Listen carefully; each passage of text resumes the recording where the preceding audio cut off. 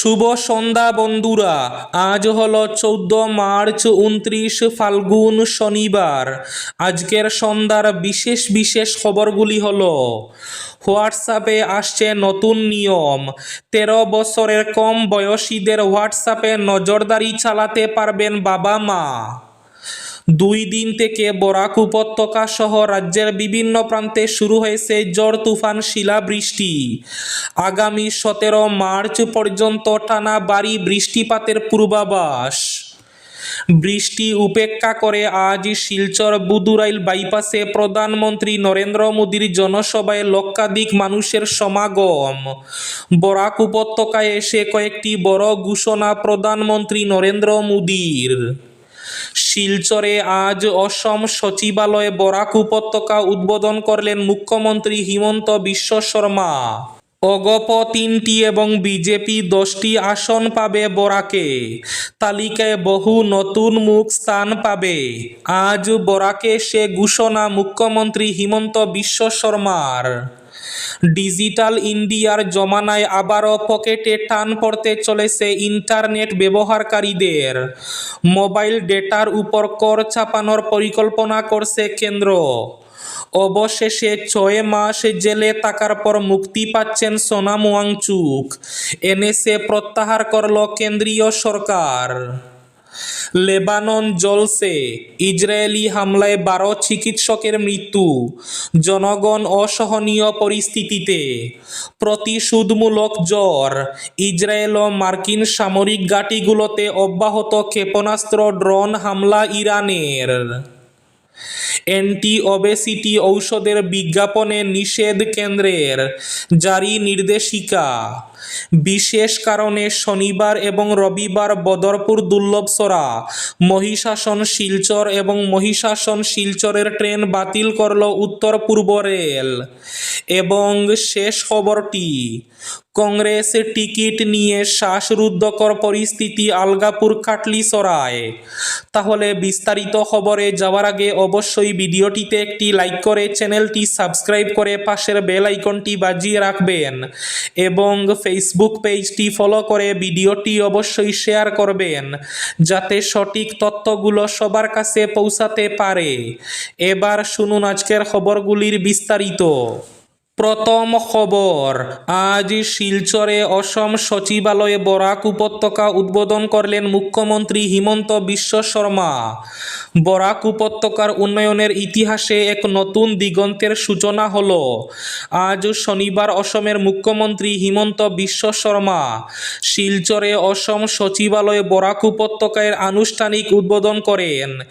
এই সচিবালয়ের উদ্বোধনের মাধ্যমে বরাক উপত্যকার প্রশাসনিক কার্যক্রম আরও গতিশীল হবে বলে মনে করা হচ্ছে। পাশাপাশি সাধারণ মানুষের জন্য সরকারি পরিষেবা প্রাপ্তি আরও সহজ ও দ্রুততর হবে বলে আশা প্রকাশ করা হয়েছে। মুখ্যমন্ত্রীর নেতৃত্বে বরাক উপত্যকার সার্বিক উন্নয়নের পথে এই সচিবালয় গুরুত্বপূর্ণ ভূমিকা পালন করবে এবং প্রশাসনিক ব্যবস্থাকে আরও শক্তিশালী করবে। এদিকে অগপ 3টি এবং বিজেপি 10টি আসন পাবে বরাকে, বললেন মুখ্যমন্ত্রী হিমন্ত বিশ্ব শর্মা। বিজেপির প্রার্থী তালিকা প্রকাশ হবে 18 মার্চ। এই তালিকায় বহু নতুন মুখ স্থান পাবে বলেও আজ জানিয়েছেন মুখ্যমন্ত্রী হিমন্ত বিশ্ব শর্মা। বৃষ্টি উপেক্ষা করে আজ শিলচর বুদুরাইল বাইপাসে প্রধানমন্ত্রী নরেন্দ্র মোদীর জনসভায় লক্ষাধিক মানুষের সমাগম। কয়েকটি বড় ঘোষণা প্রধানমন্ত্রীর। প্রবল বৃষ্টিকেও উপেক্ষা করে শিলচরের বুদুরাইল বাইপাসে আয়োজিত প্রধানমন্ত্রীর জনসভায় লক্ষাধিক মানুষের সমাগম দেখা যায়। বরাক উপত্যকার উন্নয়নের লক্ষ্যে একাধিক প্রকল্পের শিলান্যাস ও উদ্বোধন করতে আজ বিশাল জনসভায় উপস্থিত হন ভারতের প্রধানমন্ত্রী নরেন্দ্র মোদী। প্রধানমন্ত্রীর সফরকে কেন্দ্র করে শিলচর শহর সহ বুদুরাইল বাইপাস সংলগ্ন এলাকায় কড়া নিরাপত্তা ব্যবস্থা করেছে প্রশাসন। আজ বরাক উপত্যকায় 3টি বড় প্রকল্পের শিলান্যাস করলেন প্রধানমন্ত্রী নরেন্দ্র মোদী। মোট 24,205 কোটি টাকার বিভিন্ন প্রকল্পের শিলান্যাস করলেন প্রধানমন্ত্রী। 5 গ্রাম থেকে বরাপানি পর্যন্ত নির্মিতব্য এক্সপ্রেস হাইওয়ে প্রকল্পের ভিত্তিপ্রস্তর স্থাপন, পাশাপাশি শিলচর শহরের যানজট সমস্যা লাঘব করতে শিলচরের ক্যাপিটাল পয়েন্ট থেকে রাঙ্গিরখাড়ি পর্যন্ত প্রায় 3.5 কিলোমিটার দীর্ঘ একটি উড়াল পুল নির্মাণ প্রকল্পের ভিত্তিপ্রস্তর স্থাপন করেন প্রধানমন্ত্রী। এছাড়াও শ্রীভূমি তথা করিমগঞ্জ জেলার পাতারকান্দিতে 122 কোটি টাকা খরচে নির্মিত হতে যাওয়া বরাক উপত্যকার প্রথম কৃষি মহাবিদ্যালয়ের ভিত্তিপ্রস্তর স্থাপন করা হয়। এবার মোবাইল ডেটার উপর কর চাপানোর পরিকল্পনা করছে কেন্দ্র।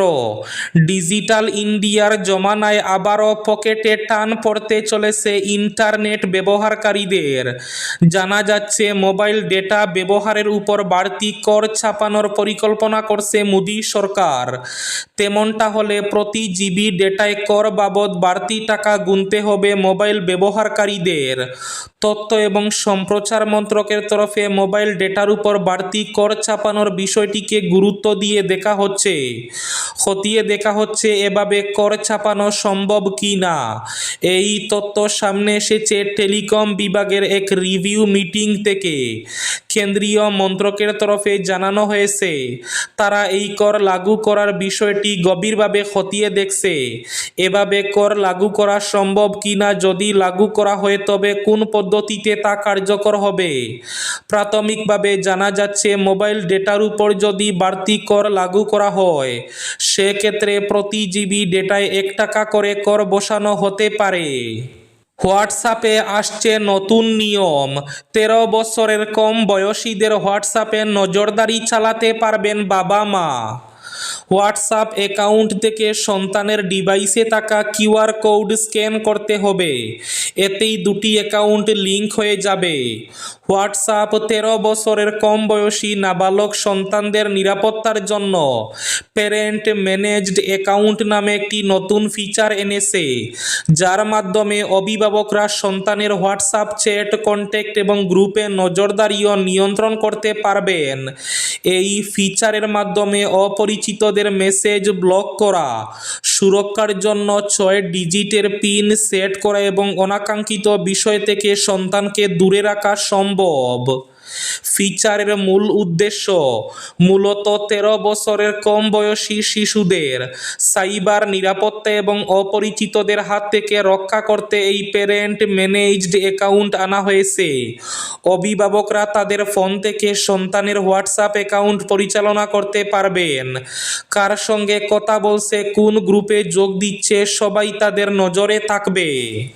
লেবানন জ্বলছে, ইসরায়েলি হামলায় 12 চিকিৎসকের মৃত্যু, জনগণ অসহনীয় পরিস্থিতিতে। এদিকে প্রতিশোধমূলক ঝড়, ইসরায়েল ও মার্কিন সামরিক ঘাঁটিগুলোতে অব্যাহত ক্ষেপণাস্ত্র ড্রোন হামলা ইরানের। ইরান ইসরায়েল যুক্তরাষ্ট্রের মধ্যে চলমান যুদ্ধের 14তম দিনে পরিস্থিতি আরও উত্তপ্ত হয়ে উঠেছে। 14 মার্চ শনিবার ইরান একের পর এক প্রতিশোধমূলক হামলা চালিয়ে যাচ্ছে বলে বিভিন্ন সূত্রে জানা গেছে। ইসরায়েলের সামরিক ঘাঁটি ও উত্তরাঞ্চলের একাধিক এলাকায় ব্যালিস্টিক ক্ষেপণাস্ত্র এবং ড্রোন নিক্ষেপ করা হয়েছে। ইরানের সশস্ত্র বাহিনী এবং আইআরজিসি দাবি করেছে, তারা ইসরায়েলের পালমাচিম ও ওবদা বিমান ঘাঁটি, বিন শিনবেত সদর দফতর সহ বিভিন্ন গুরুত্বপূর্ণ লক্ষ্যবস্তুতে হামলা চালিয়েছে। একই সঙ্গে মধ্যপ্রাচ্য জুড়ে যুক্তরাষ্ট্রের সামরিক ঘাঁটিতেও হামলা চালানোর দাবি করেছে তেহরান। সৌদি আরবের প্রিন্স সুলতান এয়ারবেস, কুয়েত, বাহরাইন, কাতারের আল উদেইদ ঘাঁটি, সংযুক্ত আরব আমিরাতের আল দাফরা, জর্ডান ও ইরাক সহ বিভিন্ন স্থানে ক্ষেপণাস্ত্র এবং ড্রোন হামলার ঘটনা ঘটেছে বলে জানা গেছে।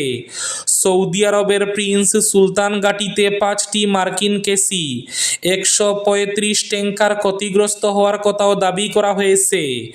ইরানের নতুন নেতৃত্ব হুঁশিয়ারি দিয়ে জানিয়েছে, মধ্যপ্রাচ্য থেকে সব মার্কিন সামরিক ঘাঁটি অপসারণ না হওয়া পর্যন্ত তাদের অভিযান অব্যাহত থাকবে। একই সঙ্গে হরমুজ প্রণালী বন্ধ রাখার পদক্ষেপও চালু থাকবে বলে ইঙ্গিত দিয়েছে তেহরান। গত দুদিন থেকে বরাক উপত্যকা সহ রাজ্যের বিভিন্ন প্রান্তে শুরু হয়েছে বৃষ্টি। বরাক উপত্যকা সহ রাজ্যের বিভিন্ন প্রান্তে গত 2 দিন থেকে শিলাবৃষ্টি, ঝড় তুফান শুরু হয়েছে। এদিকে জানা গেছে আগামী 17 মার্চ পর্যন্ত বরাক উপত্যকা সহ রাজ্যের বিভিন্ন প্রান্তে শিলাবৃষ্টি, ঝড় তুফানের পূর্বাভাস দিয়েছে আবহাওয়া বিভাগ। আগামী 17 মার্চ পর্যন্ত টানা ভারী বৃষ্টিপাতেরও পূর্বাভাস। অবশেষে জেল মুক্তি সোনম ওয়াংচু, এনএসএ প্রত্যাহার করল কেন্দ্রীয় সরকার। কেন্দ্র সরকার অবশেষে জাতীয় নিরাপত্তা আইনের অধীনে আটক থাকা পরিবেশবিদ সোনম ওয়াংচুকের বিরুদ্ধে জারি করা আদেশ প্রত্যাহারের সিদ্ধান্ত নিয়েছে। স্বরাষ্ট্র মন্ত্রকের এক বিবৃতিতে জানানো হয়েছে, লাদাখে শান্তি ও স্থিতিশীলতা বজায় রাখার লক্ষ্যে এই সিদ্ধান্ত নেওয়া হয়েছে। অ্যান্টি ওবেসিটি ঔষধের বিজ্ঞাপনে নিষেধ কেন্দ্রের জারি নির্দেশিকা। গোটা বিশ্বের সঙ্গে ভারতেও দারুণ জনপ্রিয় উইগোভি মৌনজারো, জেপ বাউন্ড, অজেম্পিকের মতো ওজন এবং স্থূলতা বা ওবেসিটি কমানোর ঔষধগুলি ইলাই লিলি কিংবা নোভো নর্ডিক্সের মতো আমেরিকা ইউরোপের বহুজাতিক সংস্থার তৈরি GLP-1 রিসেপ্টর এগনিস্ট শ্রেণীর সেমাগ্লুটাইড এবং টিরজেপাটাইড গোত্রের এই সব ঔষধের একচেটিয়া ব্র্যান্ডিং থেকে এই মার্চেই পেমেন্ট উঠে যাচ্ছে। ফলে অচিরেই প্রচুর ভারতীয় কোম্পানি এই ঔষধগুলির উৎপাদন এবং বিপণনে নামতে চলেছে। তখন বাজারে আত্মপ্রকাশ করবে কয়েক ডজন ব্র্যান্ড।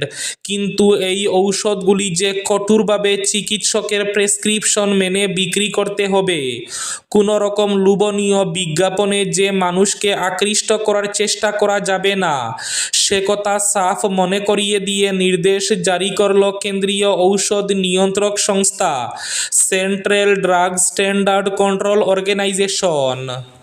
এবার শেষ খবরটি, কংগ্রেস টিকিট নিয়ে শ্বাসরুদ্ধকর পরিস্থিতি আলগাপুর কাটলিছড়ায়। শেষ পর্যন্ত কংগ্রেসের মনোনয়নই হতে পারে আলগাপুর কাটলিছড়া বিধানসভা কেন্দ্র থেকে বিধায়ক নির্বাচিত হওয়ার শেষ চাবিকাঠি, যার ফলে দলের প্রার্থী বাছাইয়ের শেষ পর্যায়ে এসে এ নিয়ে রীতিমতো এক শ্বাসরুদ্ধকর পরিস্থিতির অবতারণা ঘটেছে হাইলাকান্দিতে।